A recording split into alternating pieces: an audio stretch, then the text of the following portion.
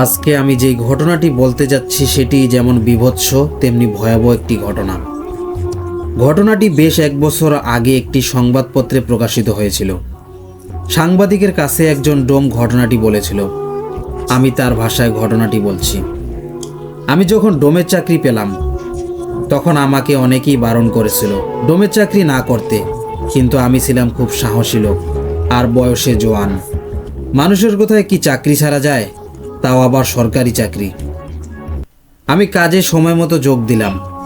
প্রথম দিনে শুধু দেখলাম ওরা কি করে লাশ কাটে, দেখলাম লাশ কাটার আগে ডোমরা মদ খায়। আমি ভেবেছিলাম পচা গন্ধ ভুলে থাকতেই ওরা বুঝি মদ খায়। আমি এ কথা বলতেই তারা হাসতে লাগলো আর আমায় বলল, কেন খাই আস্তে আস্তে নিজেই বুঝে যাবে। আমরা ডোম সম্প্রদায়ের লোক হলেও আমি মদ খেতাম না। এভাবে বেশ কিছুদিন কেটে গেল। একদিন রাতে আমার ডিউটি ছিল। আমার ওস্তাদ মানে আমার সিনিয়র ডোম আমায় বলল, রাতে আলো জেলে রাখিস আর রাতে লাশ ঘরে ঢুকিস না।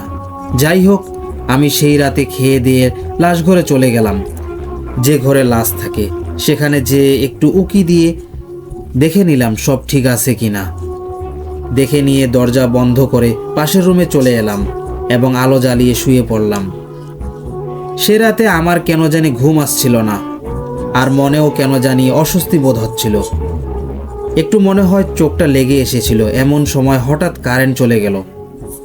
সাথে সাথে চারদিকে ঘুটঘুটে অন্ধকার ছেয়ে গেল, আর সেই সাথে অসহ্য গরমে ঘেমে উঠলাম। না, আর পারা যায় না। এমন গরমে কি করে ঘুমানো যায়। উঠে বসলাম। কেন যে একটা পাখা আনলাম না ভেবে নিজের উপরেই ভীষণ রাগ হচ্ছিল। উঠে বসলাম। এমন সময় মনে হলো লাশ ঘরে কিসের যেন শব্দ হচ্ছে। ব্যাপারটি কি কোনো কুকুর শিয়াল, কি লাশ ঘরের আলগা জানালা ভিতর দিয়ে লাশ খাওয়ার জন্য ঢুকে পড়ল? এইভাবে আমি অন্ধকারের মধ্যে হাতড়ে হাতড়ে আন্দাজে লাশ ঘরের দরজা খুললাম আর দেখলাম লাশ ঘরের জানালার কাছ দিয়ে চাঁদের আলোয় ঘরটা আবসা আলোয় ভরে আছে। আমার মনে পড়ে গেল আজ একটি ফাঁসি নেওয়া 3 দিন আগের মরা ফুলে ওঠা বিভৎস এক মেয়ের কথা, যে তার স্বামীর সাথে ঝগড়া করে আত্মহত্যা করে। তার চেহারা এতটাই বিভৎস হয়ে গেছিল যে আমরা পর্যন্ত শিউরে উঠেছিলাম দেখে। কোমর পর্যন্ত কোকড়া চুল তার ছড়িয়ে আছে মাথার চারপাশে, আর চোখ দুটি যেন কোটর ছেড়ে বাইরে বেরিয়ে আসছে, আর তার লাল জিভটা আধ হাত বেরিয়ে এসেছে। সেই সাথে 2 হাত দুটি উঁচু হয়ে আছে, যেন সেই ভয়াবহ লাশটা কারো গলা টিপে ধরবে এখনই। আমি কোনোদিন ভয় কি জানতাম না, আর মদ খাওয়া ছাড়াই লাশ কাটতাম। আমার মনে হলো আমার বুকের হৃৎপিণ্ড যেন আমার গলার উপরে উঠে আসছে। আমি দেখলাম সে জানালার কাছে দাঁড়িয়ে আছে পিছন ফিরে। তার কোমর পর্যন্ত চুল আর সাদা কাপড়ের উপরে পিঠের উপরে ছড়িয়ে আছে। আমার আওয়াজ পেয়ে সে আস্তে আস্তে পিছন ফিরে তাকালো, আর তার সেই চোখ দিয়ে আমার দিকে তাকালো। হাত দুটি উঁচু করে তুলে ধীরে ধীরে আমার দিকে আসতে লাগলো, থপ থপ করে। আর প্রতি পদক্ষেপের সঙ্গে তার সেই আধ হাত বেরিয়ে আসা জিভ দিয়ে টপ টপ করে রক্ত ঝরে পড়তে লাগলো। এই বিভৎস দৃশ্য একলা লাশ ঘরে আমাকে ভয় অবশ করে ফেললো। আমি যে ভয়ে চিৎকার করব কেন জানি না, তা করতে পারছিলাম না। দৌড়ে পালাবো, কিন্তু পা যেন অবশ হয়ে গেছে। সে এদিকে সমানে আমার দিকে এগিয়ে আসছে। আজ বুঝি আমার আর নিস্তার নেই। কি করব আমি? সেই ভয়াবহ রাতে শুধু আমি একজন জীবিত মানুষ, আর কেউ নেই যে আমায় এসে বাঁচাবে। যখন সে আমার কাছে প্রায় চলে এলো তখন যান বাঁচার স্বাদ তীব্র হয়ে উঠল। আমি প্রাণপণে চিৎকার করে অন্ধকারের মধ্যে দৌড় দিলাম। উদ্দেশ্য ছিল লাশঘর থেকে যেভাবেই হোক বাইরে চলে আসা, কিন্তু ভীষণ ভয়ে আমি তখন অন্ধকারে দিশেহারা, তাই আর দরজা খুঁজে পাচ্ছিলাম না। এদিকে আমি আমার পিছনে ক্রমাগত সেই থপ থপ শব্দ শুনতে পাচ্ছি, যেন আজ আমার আর নিস্তার নেই সেই পিশাচিনীর হাত থেকে। এভাবে দৌড়াতে দৌড়াতে আমি আর স্নায়ুর ছাপ সহ্য করতে না পেরে জ্ঞান হারালাম। তারপরে কি ঘটেছিল আমার মনে নেই। পরদিন আমাকে জ্ঞান হারা দেখে হাসপাতালে পাঠানো হয়। সেখানেই আমার জ্ঞান ফিরে। তারপরে বেশ কিছুদিন আমি রাতের সেই ভয়াবহ দৃশ্যের কথা ভেবে রাতে ঘুমাতে পারতাম না। আজও সে কথা ভাবলে আমি ভয় শিউরে উঠি। লিসেনার্স, এবার আমরা পরের ঘটনা চলে যাব। ঘটনাটি লিখে পাঠিয়েছেন হোসেন খান। তিনি যেভাবে লিখেছেন আমি সেভাবে বলার চেষ্টা করব। অনেকদিন পর আজ আবারও একটি সত্য ঘটনা আপনাদের সাথে শেয়ার করতে চলেছি। আশা করি ঘটনাটি ভালো লাগবে। আর হ্যাঁ, ঘটনাটি কতটা ভয়ঙ্কর হবে জানি না, তবে যার সাথে ঘটে শুধু সেই জানে যে কতটা ভয়ঙ্কর। যাই হোক, ঘটনাতে আসা যাক। ঘটনাটি ঘটেছে আমার এক বড় ভাইয়ের বন্ধুর সাথে। যেভাবে শুনেছি সেভাবে লেখার চেষ্টা করছি। জীবনে এমন অনেক কিছু ঘটে যার ফলে মানুষের পক্ষে ভালো থাকা সম্ভব নয়। কিছু কিছু ঘটনা যা মানুষকে অনেক কিছু বিশ্বাস করতে বাধ্য করায়। আমি রায়হান, আমার জীবনের সাথে ঘটে যাওয়া একটি ঘটনা যেটা কিনা আমার জীবনকে বদলে দিয়েছে। আমার বাসা ভোলা, কিন্তু আমার পড়ালেখার কারণে বরিশালে থাকা হয়। আমি সবেমাত্র এইচএসসি প্রথম বর্ষের ছাত্র। ঘটনাটি ঘটে 2002 সালে। হঠাৎ জরুরি কোনো একটা কাজে বাসায় যাওয়ার প্রয়োজন হয়।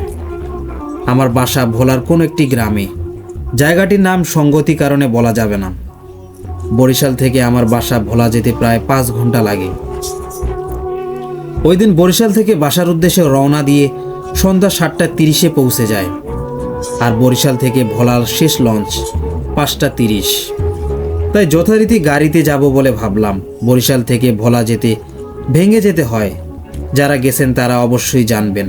যাই হোক, শেষ গাড়ি ছিল 7:20, কিন্তু আমি বাসা থেকে বের হয়েছি 7:30। আমি ভাবলাম অটোরিকশা বা মোটরসাইকেলে যাব। বাসে যেতে গেলে লাহারহাট যেতে হয় এবং লাহারহাট থেকে ফেরিতে প্রায় 2.5 ঘন্টা সময় লেগে যায় এবং লাহারহাটের বাস বরিশালের নদীর ওপর থেকে ছাড়ে। ঘটনা এখান থেকে শুরু। নদী পার হতে আমি নৌকায় উঠলাম। বলে রাখা ভালো, নদী পার হতে 3 টাকা ভাড়া লাগে। যথারীতি পকেট থেকে 5 টাকা ভাড়া বের করে দিলাম, কিন্তু নৌকার মাঝি বলল, বাবা তোমার নৌকার ভাড়া লাগবে না। আমি অবাক হয়ে বললাম, কেন চাচা?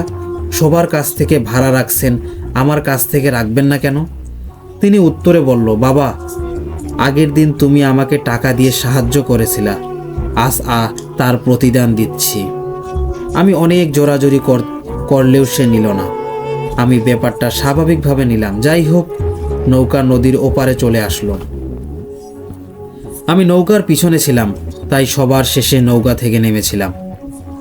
যেই নামতে যাব ঠিক তখনই মাঝি ডাক দিল, রায়হান বাবা সাবধানে যেও, সবসময় আল্লাহকে স্মরণ কইরো। বাবা সাবধানে যেও, সাবধান। এমনভাবে বলতে রইল যেন সামনে আমার জন্য ভয়ঙ্কর কিছু অপেক্ষা করছে। এর মধ্যে সবচেয়ে অবাক করার বিষয় হলো মাঝি আমার নামটা জানলো কিভাবে। যাই হোক, আমি ভাবতে ভাবতে নৌকা থেকে নামলাম।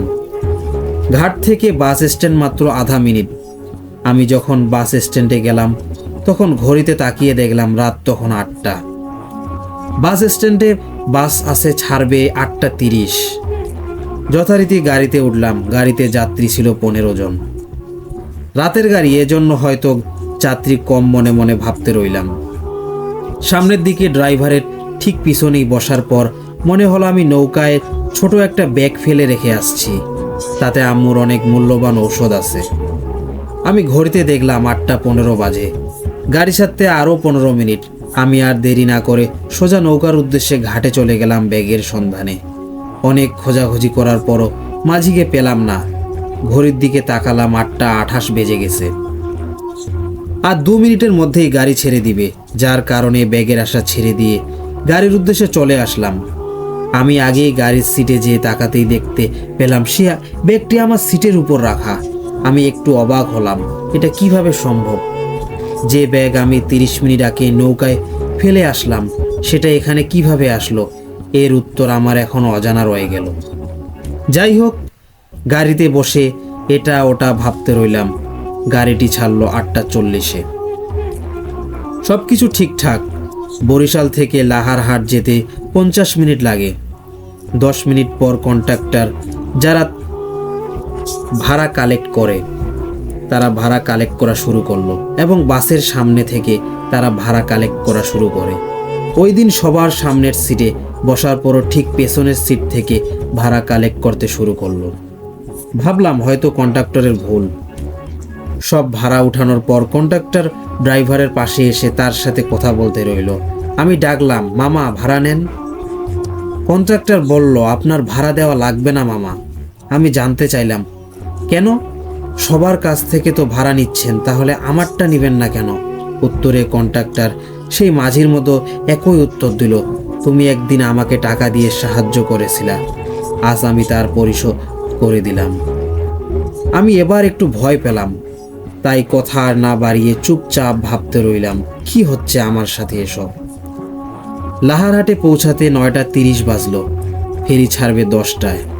তাকিয়ে দেখলাম ফেরি এখনো ঘাটে আসেনি। ঘাটে আসা মাত্র দেখলাম একটা চায়ের দোকান খোলা এবং আশেপাশে একটা মাত্র চায়ের দোকান। আমি ভাবলাম হাতে এখনো সময় আছে, আমি চা খেয়ে নেই। যথারীতি চায়ের দোকানে গেলাম। দোকানদার অনেক বয়স্ক মানুষ, পাঞ্জাবি পরা, মুখে সাদা লম্বা দাড়ি। আমি কাছে যেতেই বলল, বাবা চা খাইবা? পথে কোনো সমস্যা হয় নাই তো? আমি বিস্মিত হয়ে বললাম, কোনো সমস্যা হয়নি, চা দেন। তিনি আমাকে নর্মাল কাচের গ্লাসে চা দিলেন। আমরা জানি দোকানে সাধারণত চা কাপে দেওয়া হয়, আর চায়ের কালারটা অস্বাভাবিক। যাই হোক, আমি চায়ের গ্লাসটা হাতে নিয়ে দোকান থেকে কিছুটা দূরে সরে বাসায় কল করে জানিয়ে দিলাম সব। বাসা থেকে দোয়া দরুদ পড়তে বলল। দোকানদারের চায়ের গ্লাসের কথা বলতে চাটা খেতে বারণ করলো, ফেলে দিতে বলল। কলটা কেটে আম্মুর কথা মতো চাটা ফেলে দিয়ে দোকানদারের কাছে গেলাম। দোকানদারের কাছে গিয়ে যা দেখলাম সেটাতে আমার সেন্সলেস হয়ে পড়ার মতো অবস্থা। যে দেখি ওখানে কোনো চায়ের দোকানই নেই, সব কিছু উধাও। চায়ের দোকান বলতে কিছুই নেই, শুধু ফাঁকা জায়গা। দোকানের পাশে একটা গাছ ছিল, ওইটা ঠিকই আছে। আমি হাতের দিকে তাকাতেই দেখতে পারলাম গ্লাসটি হাতে ঠিকই ধরা। অনেক ভয় নিয়ে দাঁড়িয়ে আছি, কি করব কিছুই বুঝছি না। এমন সময় একটা অ্যাম্বুলেন্সের শব্দের আওয়াজ আমার কানে ভেসে আসতে রইল। যাই হোক, ঘাটে এসে দেখলাম একটা অ্যাম্বুলেন্স আসছে। আমি অ্যাম্বুলেন্সের দিকে এগিয়ে গেলাম। অ্যাম্বুলেন্স ড্রাইভার ও তার সহকারী রয়েছে। তাদের সাথে কথা বলে জানলাম তারা ঢাকা থেকে রোগী নিয়ে আসছে। এখন তারা ফিরছেন এবং তারা পাশের গ্রামেই যাবে। আমি কিছুটা আশ্বস্ত হলাম এবং তাদের সাথে যাব ভাবলাম, কারণ রাত্রে গাড়ি পেতে ঝামেলা হয়। যাই হোক, ঘাটে ফেরি চলে আসলো। অ্যাম্বুলেন্স যথারীতি ফেরিতে উঠল। ফেরিতে যানবাহন বলতে শুধু অ্যাম্বুলেন্স আর সাথে আমি বাদে 3 জন যাত্রী। ফেরি ছাড়ল রাত 10:40। আমি অ্যাম্বুলেন্সে ব্যাগ রেখে বসলাম এবং ড্রাইভারের সাথে কথা বললাম। হঠাৎ ফেরি বন্ধ হয়ে গেল। আমরা ভাবলাম হয়তো যান্ত্রিক কোনো সমস্যা। ফেরির কি হয়েছে জানতে অ্যাম্বুলেন্স থেকে নামলাম। ফেরির ইঞ্জিনের কাছে গেলাম, দেখলাম কেউ নেই। ইঞ্জিন মাস্টারের কাছে যাওয়ার সিদ্ধান্ত নিলাম। আমরা সবাই জানি ফেরি ড্রাইভারের সিটটা একটু উপরে হয়। আমি সিঁড়ির কাছে যেতেই ফেরি চলতে শুরু করলো এবং একদম মাঝ নদীতে ফেরি। তারপরও আমি সিঁড়ি বেয়ে উপরে উঠতে রইলাম ড্রাইভারের সাথে কথা বলবো বলে। আমি সিঁড়ি বেয়ে উপরে উঠে কি মনে করে নিচে তাকাতেই যা দেখলাম তা ভাবতে আমার এখনো গা শিউরে ওঠে। নিচে তাকিয়ে দেখি অ্যাম্বুলেন্স নেই এবং কোনো লোকও নেই, পুরো ফেরি ফাঁকা। এটা দেখা মাত্র আমি প্রচণ্ড শক খাই। কিছু না ভেবে আমি ড্রাইভারের দরজায় নক করি, ড্রাইভারের সাথে ব্যাপারটা শেয়ার করার জন্য। দরজার ভিতর থেকে আটকানো ছিল। 2 থেকে 3 বার নক করার পরও দরজা ভিতর থেকে খুলল না। সবচেয়ে অবাক করার বিষয় হলো ড্রাইভারের কেবিনে কোনো মানুষ নেই। ফেরির স্টিয়ারিং একা একা ডানে বামে ঘুরছে। এটা দেখে আমি আর নিজেকে ধরে রাখতে পারলাম না, সেন্সলেস হয়ে ওখানেই পড়ে যাই। যখন সেন্স ফেরে তখন দেখি আমি আমার নিজ বাসার বিছানায় শুয়ে আছি। তখন বিকাল 4টা। আমি এভাবে কিভাবে আসলাম জিজ্ঞেস করতে আব্বু বলল আমি আসতে দেরি করে আব্বু রাত 1টার দিকে বাসা থেকে বের হয়ে যায় এবং বাড়ি থেকে 5 কিলোমিটার দূরে বাস স্ট্যান্ডে রওনা দেয়। 2 কিলোমিটার পর আব্বুর মোবাইল থেকে একটা কল আসে। ফোন রিসিভ করতেই ওপাশ থেকে একজন বলে, কাকা, আপনি কোনো টেনশন করিয়েন না, আপনি আলামিন মসজিদের কাছে যান, ওখানে রায়হানকে পাবেন। এইটুকু বলে লাইনটা কেটে দিল। রিপ্লাই দেওয়ার কোনো সুযোগ দিল না। বলে রাখা ভালো, আমার বাসা থেকে আলামিনের মসজিদের দূরত্ব 10 মিনিটের, এবং ওইটার পাশ দিয়ে একটু আগে আব্বু এসেছে, তখন তিনি আমাকে ওখানে দেখেন নাই। যাই হোক, আব্বু তাড়াতাড়ি মসজিদে আসলেন।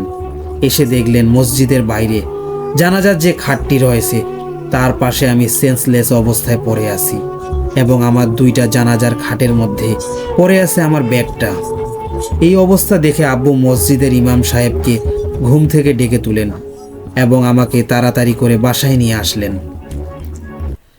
3-4 দিন পর আমি সুস্থ হই। যাই হোক, ঘটনার পর দিন রাতে আমি কি মনে করে মানিব্যাগ চেক করতেই দেখতে পেলাম আমার মানিব্যাগে অতিরিক্ত 200 টাকা আছে। আমার স্পষ্ট মনে আছে, বরিশাল থেকে ভোলা রওনা দেওয়ার সময় আমার মানিব্যাগে 440 টাকা ছিল। মানিব্যাগে এর চেয়ে বেশি 1 টাকাও বেশি ছিল না। আর মানিব্যাগে 100 টাকার কোনো নোটও ছিল না। এখন 2টো 100 টাকার নোট, যেটা কিনা এখনও আমার কাছে রেখে দিয়েছি।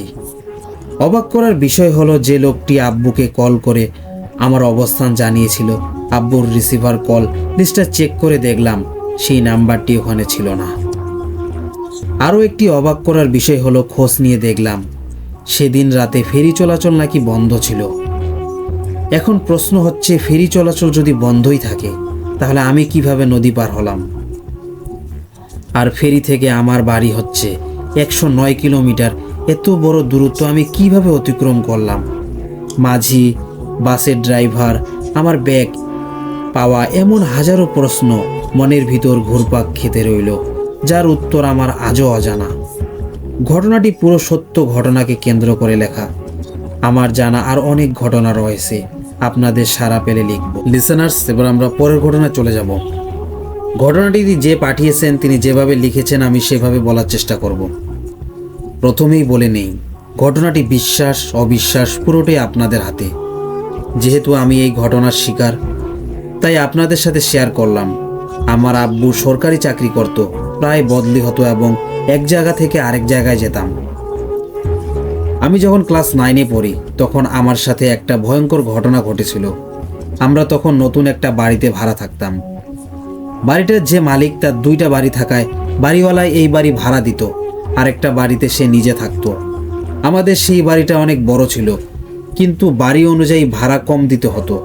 বাড়ি ভাড়া কম হওয়ার কারণ আমরা জানতে পারলাম। এক রাত্রিতে আমরা সবাই ঘুমাচ্ছিলাম, হঠাৎ করে ভয়ঙ্কর শব্দ শুনতে পাই।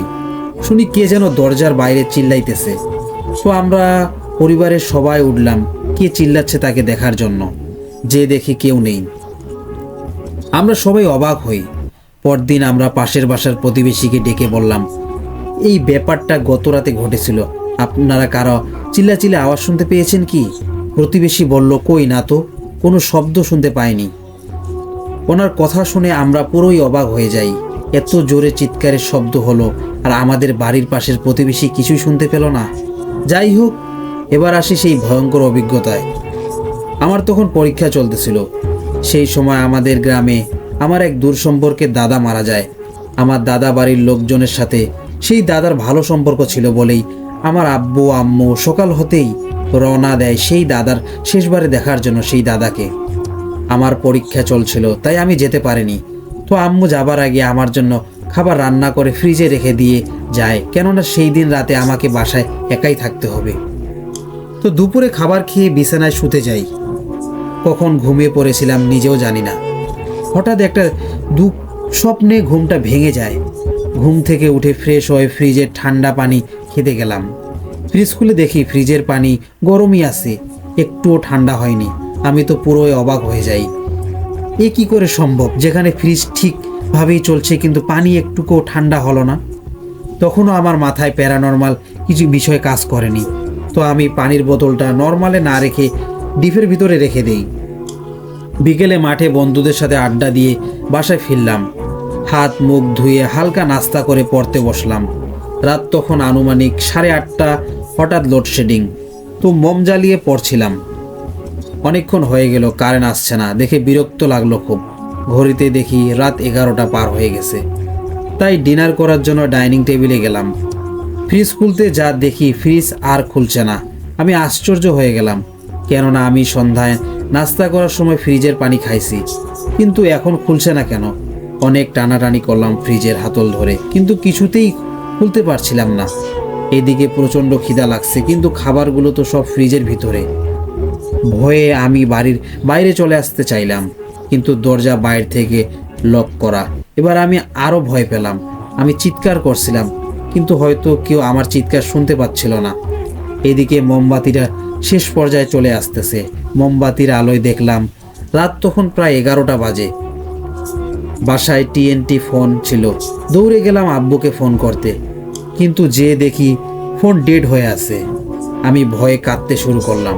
তখন আমার কোনো পার্সোনাল মোবাইল ছিল না। আমি পানি খাবার জন্য জগ খুললাম, কিন্তু জগের ভিতরে এক ফোঁটা পানিও ছিল না। তাই বাধ্য হয়ে বেসিনে গেলাম পানি খেতে, কিন্তু পানি কেমন যেন নোনতা নোনতা লাগছিল। চেয়ে দেখি পানির কালার কালো। আমি বমি করে দিলাম। এদিকে মোমবাতি নিভু নিভু পর্যায়ে চলে আসছে। তাই বাধ্য হয়ে আমি আমার রুমে চলে আসতে লাগলাম। যে মুহূর্তে আমি আমার রুমের দরজায় পা রাখবো, ঠিক সেই মুহূর্তে ফ্রিজের ভিতর ঠক ঠক আওয়াজ শুনতে পাই। মনে হচ্ছিল ফ্রিজের ভেতরে কেউ আটকা পড়েছে, যে কিনা বাইরে বের হতে চাচ্ছে। কৌতূহলের বশে হয়তো তখন দেখতে গিয়েছিলাম ফ্রিজের ভিতরে কি আছে, কিন্তু যে যা দেখলাম তা হলো, আমি ভয়ে তখনও কাঁপতেছিলাম। এক হাতে নিভু নিভু মোমবাতি ধরেছিলাম। যেই ফ্রিজের হাতলটা ধরে টান দিলাম, অমনি একটা পলিথিনের বস্তা দেখতে পাই। তখন হয়তো আমার হুঁশ ছিল না, কেননা তখন একবারও আমার মনে হয়নি যে ফ্রিজের ভেতর পলিথিনের বস্তা আসবে কি করে। আর আমার আম্মুর রান্না করা খাবারগুলো কই গেল? আমি যখন বস্তা খুলছিলাম তখন হাত ভেজা ভেজা লাগছিল। হঠাৎ আমি বস্তাটা উপরে তুলে জোরে ঝাঁকি দিলাম। খুব কষ্টে বস্তাটা উপরে তুলেছিলাম, কেননা বস্তাটা ভারী ছিল। সাথে সাথে গোল গোল করে মানুষের কাটা হাত, পা, মাথা, নাড়ি ভুড়ি পলিথিনের ভিতর থেকে মেঝেতে ছিটকে পড়ল। আমার পা রক্তে মেখে গেল। জ্ঞান হারানোর পূর্বে শেষবারের মতো দেখলাম কাটা মাথার একটা চোখ গেলে গেছে, আর এক চোখ খোলা। সেই খোলা চোখ আমার দিকে তাকিয়ে আছে। যখন জ্ঞান ফিরল তখন দেখি আমি বিছানায়, দেখি আম্মু পাশে বসে কাঁদছে, আর আব্বু ডাক্তারের সাথে কথা বলছে। পুরোপুরি সুস্থ হবার পর সেই রাতের ঘটনা আব্বু আম্মুকে আমি বলি। পরদিন আমরা বাড়িওয়ালার বাসায় যাই। আমার ঘটনায় বাড়িওয়ালা লজ্জিত হয়ে বলল, আজ থেকে 7 বছর আগে 4 জন ব্যাচেলার বাড়িতে ভাড়া ছিল। তাদের মধ্যে কি যেন গন্ডগোল লাগে। গন্ডগোলের এক পর্যায়ে নাকি 3 জন মিলে একজনকে খুন করে। পরদিন যেয়ে দেখি যে তাদের কেন যে ফ্রিজটা ছিল, সেই ফ্রিজের ভিতর টুকরো টুকরো লাশ পলিথিনের ব্যাগে ভরা ছিল। এই ঘটনাটি স্থানীয় পত্রিকাও আসছিল। এবার আসি সেই রাতের ঘটনার পর যা হয়েছিল। আব্বু আম্মু এসে দেখে আমি ফ্রিজের সামনে অজ্ঞান হয়ে পড়ে আছি। আমার জ্ঞান ফিরে 3 দিন পরে জানতে পারি ওই রাতে এলাকায় কোনো লোডশেডিং হয়নি। বর্তমানে সেই হন্টেড বাড়িটা আর নেই। আমার ঘটনার পরপরই সেই বাড়িটা ভেঙে ফেলা হয়। এই ছিল আমার ঘটনা। ভালো লাগলে পরে শোনাবেন। লিসেনার্স, এবার আমরা পরের ঘটনা চলে যাব। 1999 সালের কথা। কুটুমপেচা গ্রামের প্রধান যাতায়াতের রাস্তায় একটা ব্রিজের দরকার ছিল। সেই গ্রামের মানুষরা তাদের চেয়ারম্যানকে ব্রিজের ব্যাপারে জানায়। চেয়ারম্যান এলাকার মানুষের কথা চিন্তা করে খুব দ্রুত একটা ব্রিজ তৈরির সিদ্ধান্ত নেয়। প্রায় 2 মাসের ভিতরেই ব্রিজের কাজ শুরু হয়ে যায়। সেখানে বাইরের কর্মচারী কাজ করার পাশাপাশি স্থানীয় কিছু কর্মচারীও কাজে যোগ দেয়। ব্রিজের সম্পূর্ণ কাজ সবসময় দেখাশোনার জন্য স্থানীয় এক লোককে নিয়োগ দেওয়া হয়। তার নাম ইউনুস মিয়া। ইউনুস মিয়ার বাড়িটা ব্রিজের কাজের স্থান থেকে প্রায় 200 হাত দূরে হবে। তো ইউনুস মিয়ার কাজ দেখাশোনা করতে কোনো সমস্যা হতো না। একদিন ইউনুস মিয়া সারাদিন ব্রিজের ঢালাইয়ের কাজে অংশগ্রহণ করে। সারাদিন কাজ করে বাড়িতে চলে গেল। রাত গভীর না হতেই তার ঘুম ধরে যায়। সে ঘুমিয়ে পড়ে। হঠাৎ এক বিভৎস স্বপ্নে তার ঘুম ভেঙে যায়। সে স্বপ্নে দেখল কেউ একজন বিভৎস চেহারার মানুষ তাকে বলছে, ব্রিজের কাজ হবে না, তোরা কাজ বন্ধ করে দে, আমাকে কষ্ট দিয়ে তোরা কাজ করতে পারবি না। ইউনুস মিয়া প্রচণ্ড ভয় পেয়ে যায় এবং সাথে সাথেই তার বউয়ের সাথে এই ঘটনা শেয়ার করে। তার বউও প্রচণ্ড ভয় পেয়ে যায়। তারা ভাবতে থাকে কেন এই স্বপ্ন তারা দেখল। ব্রিজের কাজ হলে কার বা কী ক্ষতি হবে? তারা অনেক চিন্তা করে সে রাতটা না ঘুমিয়ে কাটিয়ে দিল। ভোরবেলা তারা ঘর থেকে বের হয়ে ব্রিজের কাছে এসে দেখে ব্রিজের সমস্যা, ঢালাইয়ে ভেঙে পড়ে আছে। হঠাৎ তারা গতকাল যে ঢালাই করেছিল তা সব ভেঙে মাটিতে পড়ে আছে। এই অবস্থা দেখে তারা আর ঠিক থাকতে পারল না। তারা সমস্ত কর্মচারীদের ডেকে পাঠালো। সমস্ত কর্মচারীরা এই ঘটনা দেখে অবাক। ইউনুস মিয়া সকলকে রাগান্বিত স্বরে জিজ্ঞাসা করলো, এই কাজ কে করেছে? কে এই ঢালাইয়ের কাজ নষ্ট করেছে? সবাই উত্তর দিল তারা জানে না। এবার ইউনুস মিয়া দুশ্চিন্তায় পড়ে গেলেন। গত রাতে তার দেখা স্বপ্নটি যে সত্যি হতে লাগলো।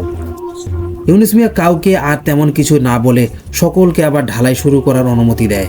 সকলে আবার ঢালাই শুরু করে। ঢালাই শেষ হলে সকলে বাড়ি চলে যায়। এদিকে ইউনুস মিয়া একাই ব্রিজে বসে থাকে আর ভাবতে থাকে কে এই ব্রিজটা ভাঙতে পারে। এভাবে ভাবতে ভাবতে কখন যে রাত গভীর হয়ে যায় তা ইউনুস মিয়া বুঝতেই পারে না। হঠাৎ এক বিকট শব্দে ব্রিজের ঢালাইগুলো খসে পড়তে থাকে। এই দৃশ্য দেখে ইউনুস মিয়া আর সহ্য করতে পারে না। সে চারপাশে ঘুরতে ঘুরতে চিৎকার করতে থাকে আর জিজ্ঞেস করতে থাকে, কে তুমি? আর কেনই বা এই ব্রিজ ভেঙে দিচ্ছ? কোনো উত্তর পায় না ইউনুস মিয়া।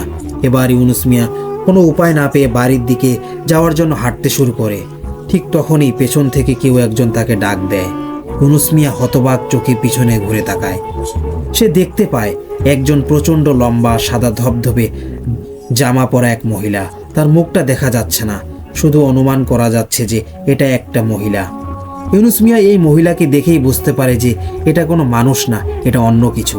ইউনুস মিয়া ক্লান্ত স্বরে ওই মহিলাকে জিজ্ঞেস করে, কে আপনি আর কি চান? কেন ব্রিজটা বারবার ভেঙে দিচ্ছেন? এবার মহিলা ভয়ঙ্কর স্বরে উত্তর দেয়, আমি এই ব্রিজের নিচের স্থানটিতে যুগ যুগ ধরে বাস করতেছি।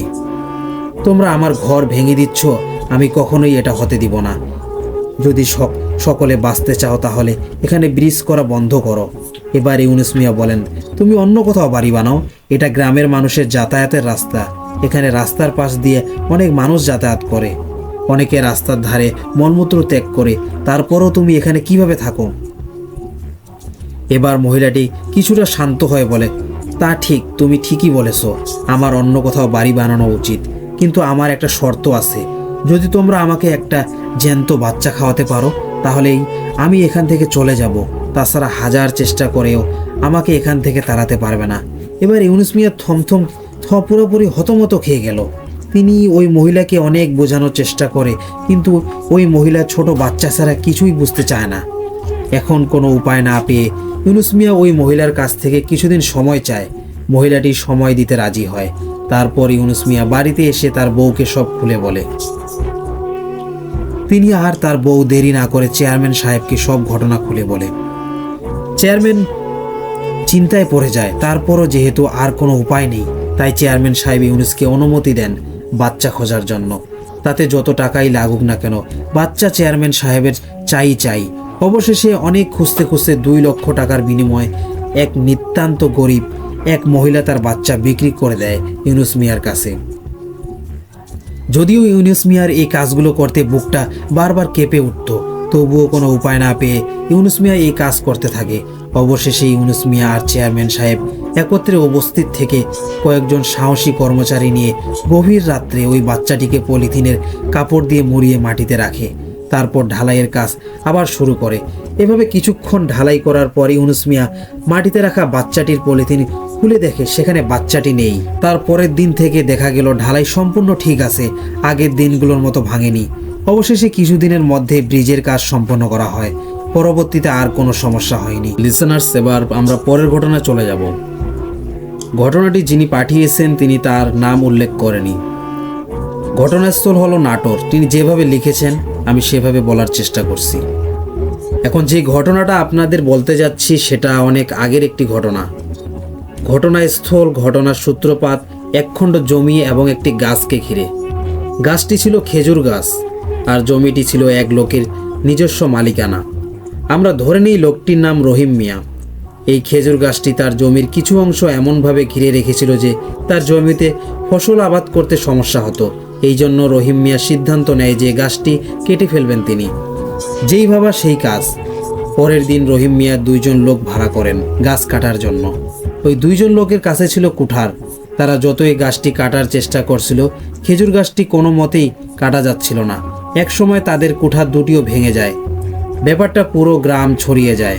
অনেকে গাছটাকেও দেখতে চলে আসে। রহিম মিয়া অনেক অবাক হন। গাছ তো কাটলই না, তার উপর কুঠার দুটাও ভেঙে গেল। তিনি গাছ কাটার জন্য আরও লোকের ব্যবস্থা করেন সেই রাতেই। ওই দিন রাতেই তিনি স্বপ্ন দেখেন, যেখানে তাকে বারবার বলা হচ্ছিল গাছটা না কাটার জন্য। পরের দিন সকালে তিনি সবার সাথে স্বপ্নের ব্যাপারটা আলোচনা করলে অনেকে হেসেই ব্যাপারটা উড়িয়ে দেয়। আবার কিছু বয়স্ক মানুষ বলেন গাছটি না কাটতে। রহিম মিয়া তাদের কথা শোনেননি। ওই দিন সকাল থেকে গাছ কাটা শুরু হয়, প্রায় 7 থেকে 8 জন লোককে নিয়ে। তবুও গাছটি কাটতে কাটতে দুপুর গড়িয়ে এলো। দুপুরেই শেষ হলো গাছ কেটে ফেলার কার্যক্রম। সারাদিন সব স্বাভাবিক থেকে কাটলো। গাছ কেটে ফেলার রাতে রহিম মিয়া আবার একটি স্বপ্ন দেখেন, যেখানে তাকে বলা হচ্ছিল যে তোকে না গাছ কাটতে মানা করলাম, তারপরও তুই গাছ কেন কাটলি? ওটা আমার বাসা ছিল, এখন আমি তোদের অনেক ক্ষতি করব। এই স্বপ্ন দেখার পরের দিন তিনি খবর পান যে কয়জন লোক এসেছিল তার গাছ কাটতে, তারা প্রত্যেকেই মারা গেছে। তিনি এই খবর শোনার পর ঘাবড়ে যান। আবারও স্বপ্নের ব্যাপারটা সবার সাথে আলোচনা করেন। সবাই তাকে বলে কোনো হুজুরের কাছে গিয়ে ব্যাপারটা জানতে। তিনি সেটাই করলেন। হুজুরের ভাষ্যমতে খেজুর গাছটা ছিল একটা জিনের আশ্রয়স্থল। তাকে স্বপ্নের মধ্যে গাছটা কাটতে নিষেধ করেছিল ওই জিনটাই। এখন যখন গাছ কেটে ফেলা হয়েছে তার অনুরোধ না শুনে, তখন সে অবশ্যই তাদের ক্ষতি করবে যারা এই কাজের সাথে সম্পৃক্ত ছিল। এই ঘটনার পর হুজুর রহিম মিয়াকে একটা তাবিজ দেন। ঘটনার 5 দিন পর তার তাবিজটা হারিয়ে যায়। ওই দিনের পরের দিন রহিম মিয়াকে কোনো এক কাজের জন্য তার প্রতিবেশী তাকে ডাকতে যান দুপুরের প্রথম দিকে। অনেকক্ষণ ডাকাডাকির পরও ঘরের ভেতর থেকে কোনো সাড়া শব্দ আসছিল না। প্রতিবেশী লোকটি অনেকক্ষণ পর প্রায় বিকেলের দিকে আবারও এসে ডাকাডাকি করলেও কোনো সাড়া শব্দ আসছিল না।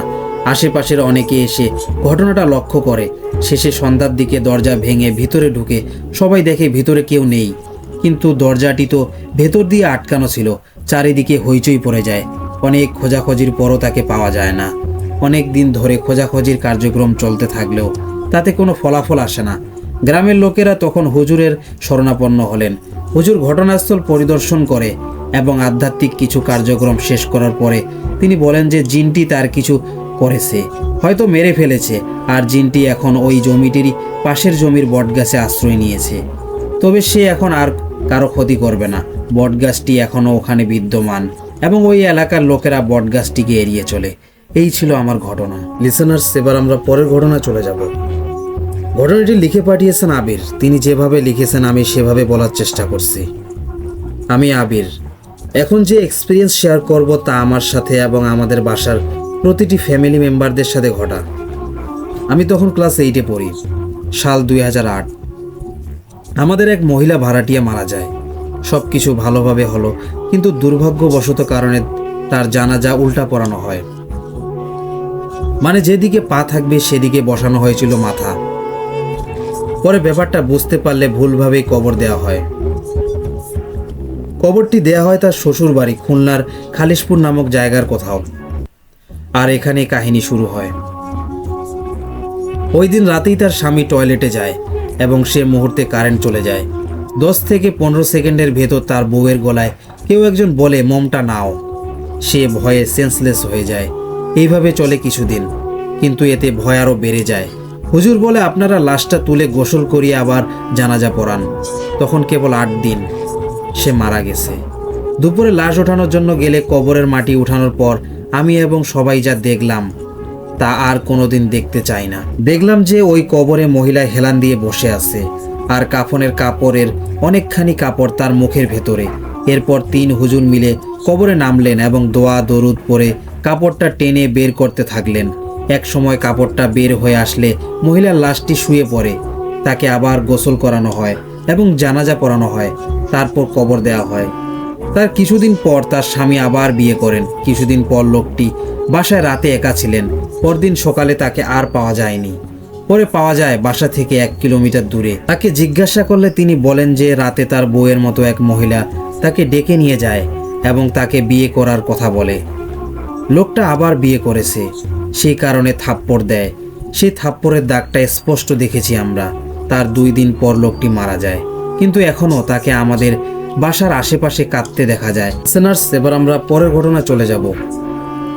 ঘটনাটি যেভাবে লেখা হয়েছে আমি সেভাবে বলার চেষ্টা করছি। আমাদের গ্রামে একটা সরকারি ক্লিনিক আছে। 1998 সালের দিকে এটা নির্মাণ করা হয়। এই ক্লিনিকটাকে ঘিরে অনেক অলৌকিক ঘটনা আছে। আসলে ক্লিনিকটা যেখানে নির্মাণ করা হয়েছে সেই জায়গাটা ভালো ছিল না।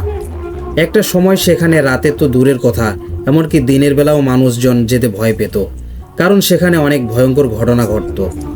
আজ আমি সেই ক্লিনিকের নির্মাণের সময় ঘটা একটি ঘটনা আপনাদের সাথে শেয়ার করব। ক্লিনিকটা নির্মাণের জন্য একটা সময় সরকারিভাবে 10 জন রাজমিস্ত্রিকে পাঠানো হলো। ক্লিনিক নির্মাণের জন্য ওই জঙ্গলটাকে নির্বাচন করা হলো। জঙ্গলে অনেক গাব গাছ, তেঁতুল গাছ, তাল গাছ, বট গাছ এবং আরও অন্যান্য গাছ ছিল। ক্লিনিক নির্মাণের জন্য আসা রাজমিস্ত্রিগুলো তাদের থাকার জন্য ওই জঙ্গলের কিছু গাছ কেটে পরিষ্কার করে এবং সেখানে একটা ছোট ঘর বানায়। এতে কিছু ছোট বট গাছ আর কিছু গাব গাছও কাটা পড়েছিল। গাছগুলো কাটার সময় তারা কিছুই বুঝতে পারে না, কিন্তু রাতে তারা সবাই যখন ঘুমাতে যাবে ঠিক তখন অনেকগুলো বাচ্চা শিশুর কান্নার আওয়াজ শুনতে পায়। তারা আওয়াজ শুনে যখন ঘর থেকে বের হয় দেখার জন্য, তখন সেই আওয়াজটি থেমে যায়। আবার ঘরে ঢুকলে সেই আওয়াজটি শুরু হয়ে যায়। এই ঘটনায় তারা একটু ভয় পেয়ে যায়। তখন তারা সবাই দোয়া দরুদ পড়তে ঘুমাতে যায়। তারা যখন সবাই গভীর ঘুমে, তখন তারা সবাই স্বপ্নে দেখল তাদের ঘরে একটা অপরিচিত মানুষ ঘোমটা দিয়ে দাঁড়িয়ে আছে। সেই মানুষটির চোখগুলো অনেক ভিতরে ছিল, যেন চোখগুলো গলা, আর সেখান থেকে কি যেন বের হচ্ছিল, অনেকটা জেলি ধরনের। তার মুখটা থেতলানো ছিল, যেন হাতুড়ি পিটিয়ে মুখখানা চূর্ণ বিচূর্ণ করে দেওয়া হয়েছে, আর সেখান থেকে চিরচির করে রক্ত পড়ছিল। মাথার খুলিটা এক পাশ থেকে নেই, আর সেখানে কি যেন কিলবিল করছে, আর পাগুলোর সাথে পায়ের পাতা নেই। সেই লোকটা বলতে লাগলো যে, চলে যা, কেন এসেছিস তোরা, চলে যা, আমাদের থাকার জায়গা পরিষ্কার করে তোরা থাকছিস, যা, চলে যা, বাঁচতে চাইলে চলে যা এখান থেকে। তখন সবার ঘুম ভেঙে গেল একসাথে। তারা সবাই খুব অবাক হলো, কারণ একই স্বপ্ন তারা সবাই একসাথে কিভাবে দেখলো। একটু পর তারা আরও অবাক হয়ে এটা দেখে যে তাদের ঘরের যেই জায়গাতে ওই ভয়ঙ্কর মানুষটাকে দেখেছিল সেখানে রক্ত আর জেলির মতো কি যেন পড়ে আছে। তখন তারা বুঝতে পারে এটা ভৌতিক কোনো কিছু হবে। তাই সারা রাত তারা আর ঘুমাতে পারল না। সকাল হতেই তারা এই ব্যাপারটি গ্রামের একজন মুরব্বীকে জানালো। তখন সেই মুরব্বী লোকটি একজন হুজুরকে ডেকে আনেন। হুজুর এসে বলল, কি ধরনের ঘটনা ঘটে আমি রাতে আপনাদের সাথে থেকে দেখতে চাই। তারপর দ্বিতীয় রাতে হুজুর তাদের সাথে থাকলো। রাতে সবাই ঘুমিয়ে পড়ল। মাঝরাতে একটা ভয়ঙ্কর হাসিতে সবার ঘুম ভেঙে গেল। তারপর তারা দেখল যে যেই হুজুরকে তারা নিয়ে এসেছিল সে তার বিছানায় নেই। সে তাদের সামনে দাঁড়িয়ে হা হা করে হাসছে, আর সেই সাথে তার রূপ পরিবর্তন হচ্ছে। ধীরে ধীরে সে আগের রাতে স্বপ্ন দেখা সেই ভয়ঙ্কর মানুষটির মতো রূপ নিল। তারপর সে তার থেতলে যাওয়া মুখ দিয়ে বলতে লাগলো, তোরা কি ভেবেছিলি আমার জায়গায় এসে হুজুর দিয়ে আমাকে তাড়াবি? আমি তোদেরকে আগেই সাবধান করে দিয়েছিলাম, কিন্তু তোরা আমার কথা শুনিসনি। তাই আমি হুজুর সেজে তোদের কাছে আসলাম। আজ তোদের আর ক্ষমা করব না। তারা এটা দেখে সবাই জ্ঞান হারিয়ে ফেলে। সকালে তাদেরকে ঘরের ভিতর থেকে বের করে হসপিটালে নেওয়া হয়, আর তারা যেই ঘরে ছিল তা সম্পূর্ণ মেলো অবস্থায় ছিল। তারা সুস্থ হলে সবাই ঢাকায় ফিরে যায়। কিছুদিন পর আবারও ক্লিনিকের কাজ করার জন্য লোক পাঠানো হয়। তারা রাতে আমাদের বাড়িতে থেকে সেই ক্লিনিকের কনস্ট্রাকশনের কাজ করে। এখানেই শেষ নয়, ক্লিনিক নির্মাণের পরেও অনেক ভয়ঙ্কর ঘটনা ঘটে। লিসেনার্স, এই ঘটনাটি পাঠিয়েছেন আমাদেরকে দুরন্ত প্রতীক। লিসেনার্স, এবার আমরা আজকে শেষ ঘটনা চলে যাব। ঘটনাটি যেভাবে লেখা হয়েছে আমি সেভাবে বলার চেষ্টা করছি। আখলাস সাহেব আমার বড় ভাই। ঘটনাটি ওনার সাথেই ঘটেছে। 6 বছর আগের ঘটনা। ভাইয়া তখন ভার্সিটিতে পড়েন। আমাদের বাড়ি ছিল শেরপুর। ঢাকায় আমাদের তেমন কোনো আত্মীয় থাকে না, তাই ভাইয়া ভার্সিটির হোস্টেলেই থেকে পড়াশোনা করেন। এবার মূল ঘটনা আসি। ভাইয়ার ভার্সিটি বন্ধ হওয়াতে তার রুমের সব বন্ধুরা সন্ধ্যার মধ্যেই হোস্টেল ত্যাগ করলো। ভাইয়া থেকে গেলেন হোস্টেলে। প্রতিদিনের মতো রাতের খাবার সেরে রুমের দরজা বন্ধ করে বিছানায় শুয়ে বই পড়তে লাগলেন। হোস্টেল বন্ধ থাকায় চারিদিকে থমথম পরিবেশ সৃষ্টি হয়েছে।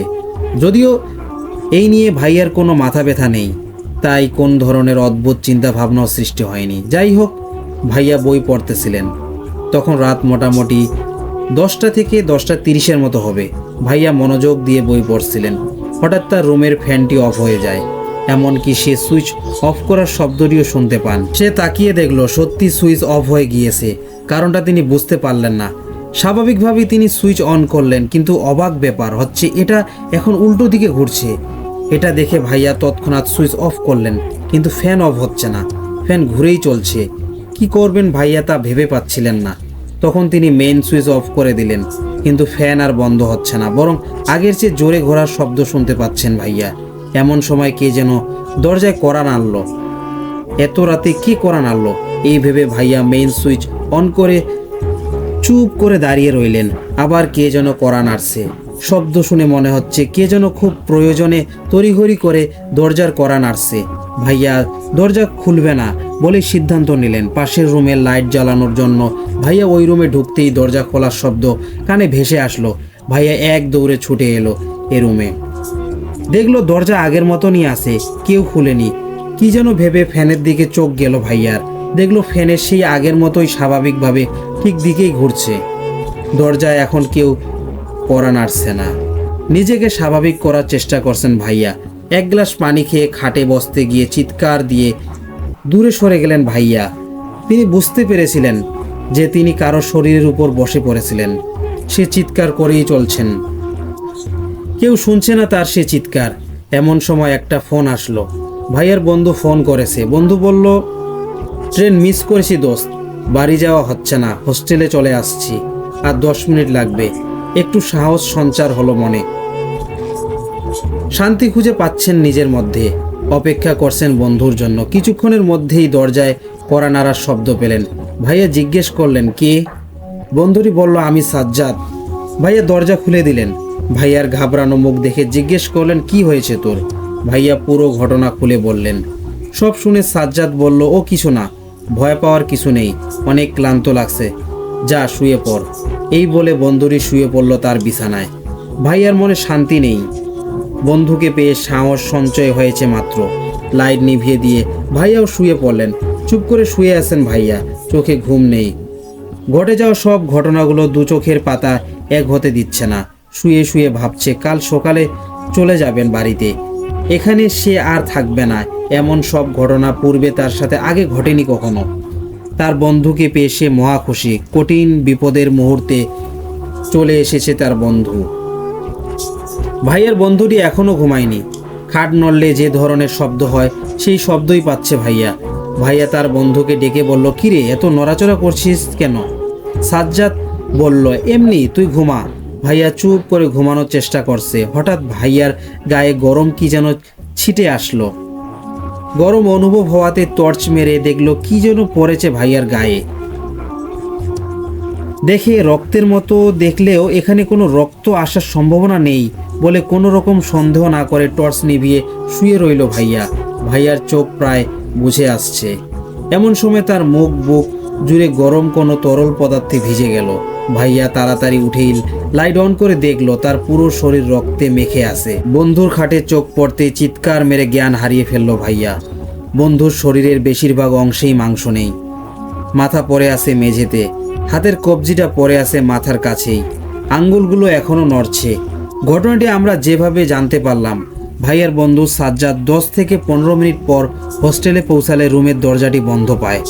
অনেক ডাকাডাকির পরও দরজা খুলছে না দেখে হোস্টেলে দারোয়ানকে ডাকলো। দুইজন মিলে দরজা ভেঙে দেখতে পায় যে ভাইয়া মাটিতে পড়ে আছে। অনেকক্ষণ চেষ্টার পর ভাইয়ার জ্ঞান ফিরল। সাজ্জাদকে দেখে ভাইয়া আবারও চিৎকার করতে শুরু করলো। দারোয়ান আর সাজ্জাদ মিলে তাকে হসপিটালে নিয়ে গেল। ভাইয়া একটু সুস্থ হলে আমাদের পুরো ঘটনাটি খুলে বলে। তখন আমরা বুঝতে পারি যে প্রথমবার ভাইয়া দরজা খুলে যেই সাজ্জাদকে ভিতরে ঢুকতে দেখেছিল সেটা ভাইয়ার বন্ধু সাজ্জাদ ছিল না। আর এত সময় জুড়ে ভাইয়ার সাথে যা ঘটেছিল তা মূলত 10 থেকে 15 মিনিটের মধ্যেই ঘটেছিল। এরপরে ভাইয়া সেই হোস্টেল ছেড়ে দেয়। এই ছিল আমার ঘটনা। যদি ভালো লাগে পড়ে শোনাবে। প্রিয় লিসেনার্স, ঘটনাগুলো ভালো লেগে থাকলে লাইক কমেন্ট করে জানান। আপনাদের লাইক কমেন্টগুলো আমাদের নতুন ঘটনা দিতে উৎসাহিত করে। প্রিয় লিসেনার্স, আপনাদের সাথে ঘটে যাওয়া ঘটনা পাঠাতে পারেন। আমাদের ডেসক্রিপশন বক্সে জিমেল আইডি দেওয়া আছে। bhutfmrat@gmail.com। অনেক ধন্যবাদ আপনাদের সবাইকে ধৈর্যের সাথে ঘটনাগুলো শুনে থাকার জন্য।